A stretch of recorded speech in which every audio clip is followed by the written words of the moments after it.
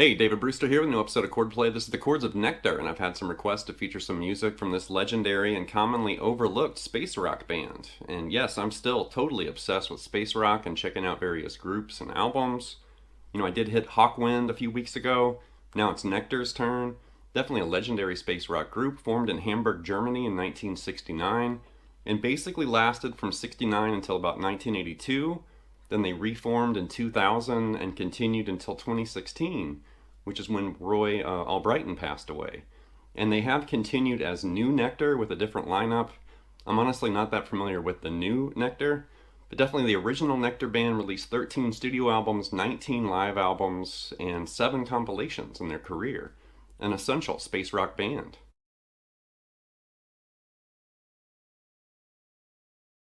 So in the guitar department in Nektar's music, we have the late great pioneer Roye Albrighton, and he passed away in 2016. But definitely a very interesting guitarist, lots of interesting lush chords and arpeggiated, moments, and there's riffs and rock out moments too, guitar solos and stuff. But a very interesting guitarist, and definitely Roye was great at serving up that atmospheric, dreamy, space-like sound.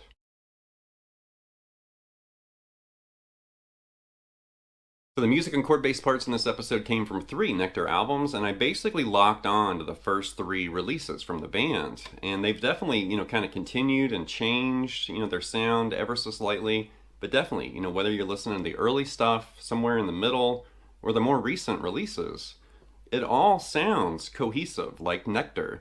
Even though some of it might be from the early 70s, some of it might be from the early 2000s, and when you compare it, it's like, yeah, that's the same band. Really cool stuff, lots of atmospheric, kind of arpeggiated chords in this episode, a lot of clean stuff. So buckle up, here we go.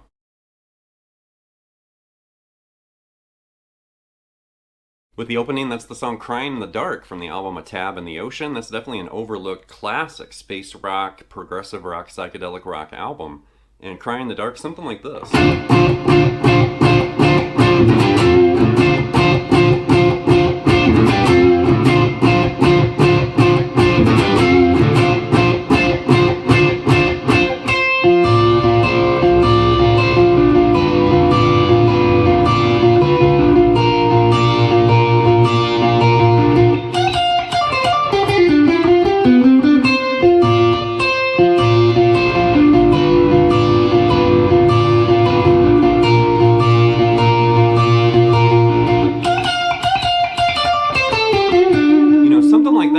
So it basically starts, this actually takes place about 4.5 minutes into the song. So you gotta fast forward for a while before you hit this moment.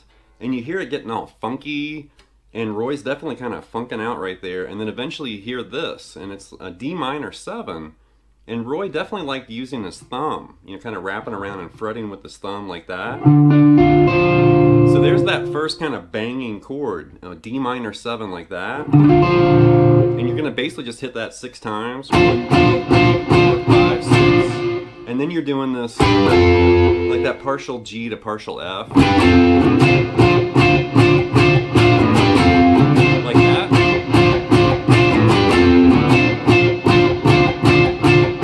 And eventually you hit this. Right? So that's D minor 7 like that. And the picking pattern there. Right? And then change that C note to a B, now it's a D minor 6. And then that B to B flat, now it's a D minor flat 6. So I really dig that chord progression there.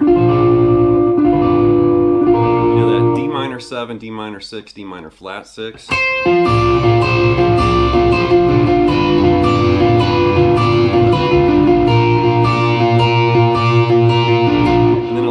Lead lick right here. Like that. And then do that lick again or that riff again with the chords.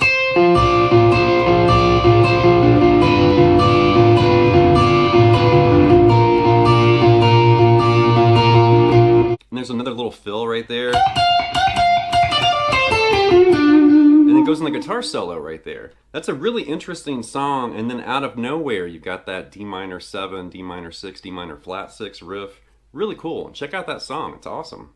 Next up's the Dream Nebula Part 1. This is from the first Nektar album, Journey to the Center of the Eye, and this definitely has that atmospheric, spacey, dreamy sound, like this.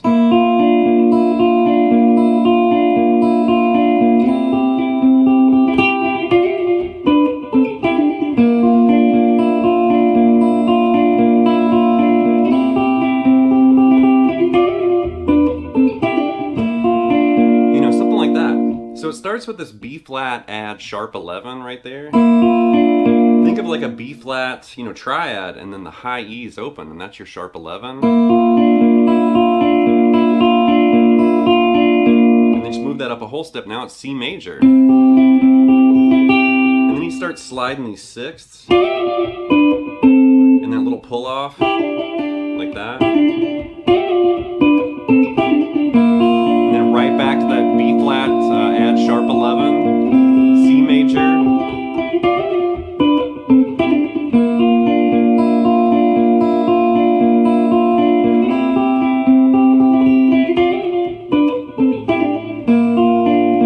definitely a sucker for those really atmospheric, dreamy chords like that. Really cool.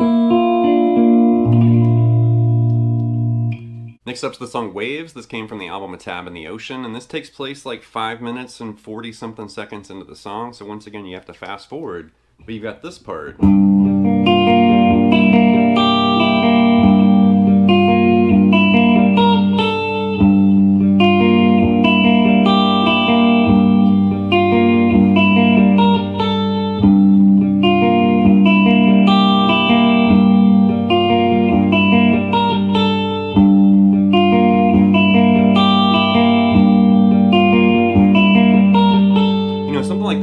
So we're basically starting with this G minor 7. This is a great bar chord workout for your index finger for sure. So that's G minor 7 to a G minor 6 right there. And Roye definitely seemed fond of moving from minor 7 to minor 6 chords like that. So that that F note's moving back to that E.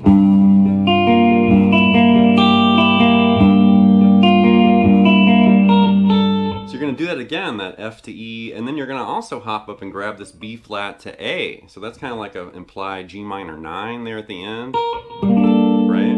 It's a really crafty, kind of simple but dreamlike guitar part.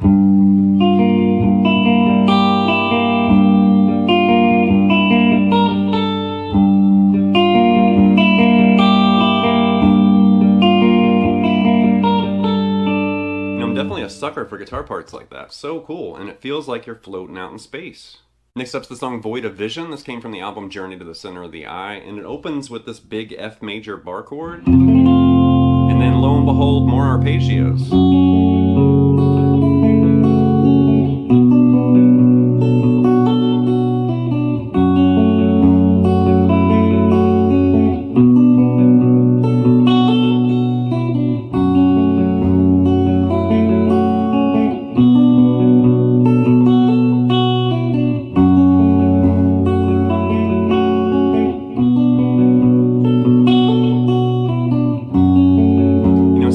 Once again, a big bar chord workout right there. So the F major strummed, and then you've got F sharp minor like that, arpeggiated backwards. And lo and behold, what's going on right there? There's F sharp minor 7 again, grabbing that E note. And then it goes to B minor right there, and you're going to reach up and grab that A.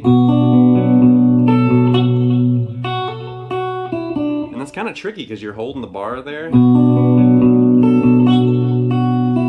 you're going to change that A back to that F sharp. And then that E to D right there. So that's a handful.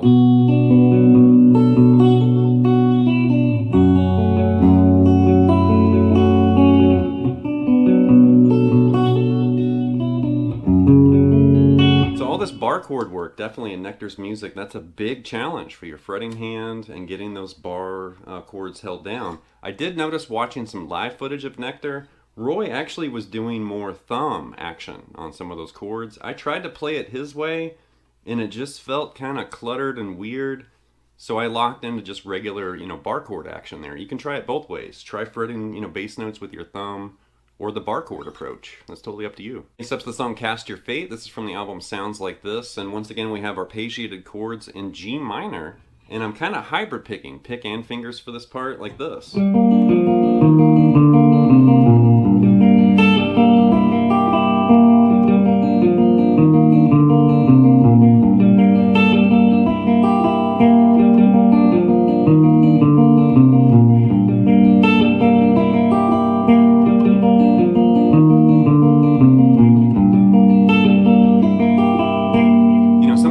Really moody and really cool. So it's G minor, and we're basically just descending, with that lowest bass note. So we're hitting some implied chords in there, G minor, G minor 7, G minor flat 6. So we're really just descending like, that G, F, E flat, D, C, B flat to G.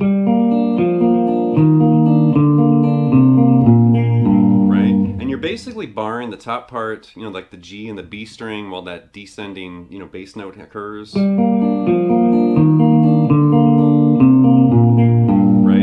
And then guess what happens next right here? So right there, you're basically doing G minor. You're going to reach up and grab that A for a G minor 9. And then that A is going to move over to that E, and now you're playing a G minor 6 again.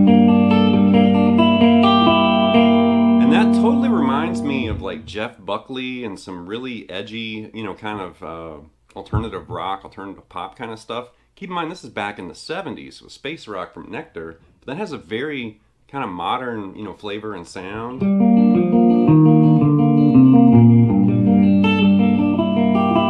Especially that last part. I don't know why I'm thinking Jeff Buckley big time right there. That little chord part there definitely reminds me of Buckley.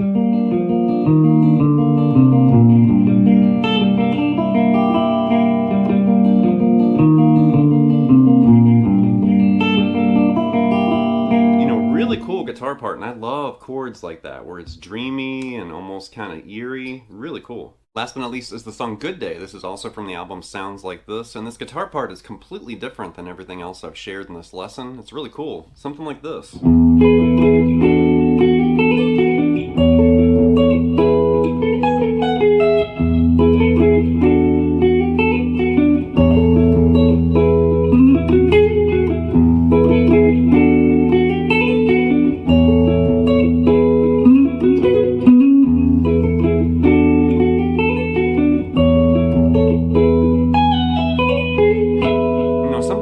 So we're in E right there, and he hits the low E open, and then it's partial chords like the E triad, but then he's doing E sus4 to E major, like that, and then move back, it's like D over E right there, right, and he basically spells out that, or he strums that triad, and then it's like a little hammer-on pull-off right there, and then right there it's like, technically, you could think of that like an A over E. You could also think of that like an E6 sus4. And then he starts doing those little sliding sixths right there. And then start it again.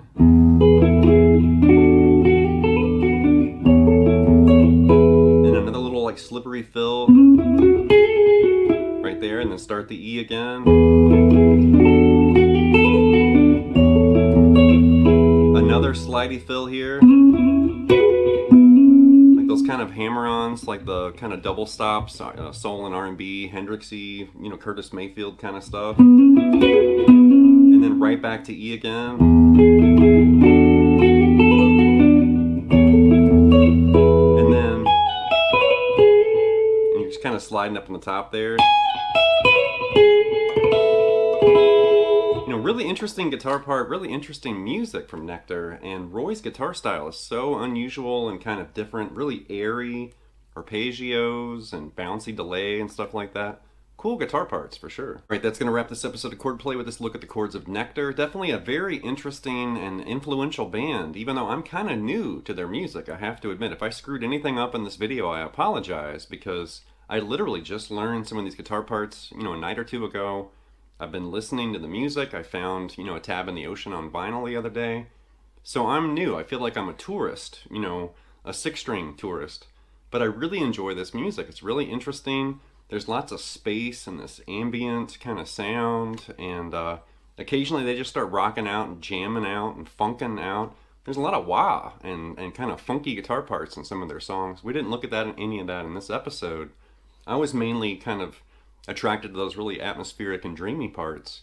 But Nektar has a lot going on. Definitely a really cool band. So anyway, leave some feedback and comments. Please subscribe to Night Lessons, and I'll be back before you know it with more content and material. Thank you.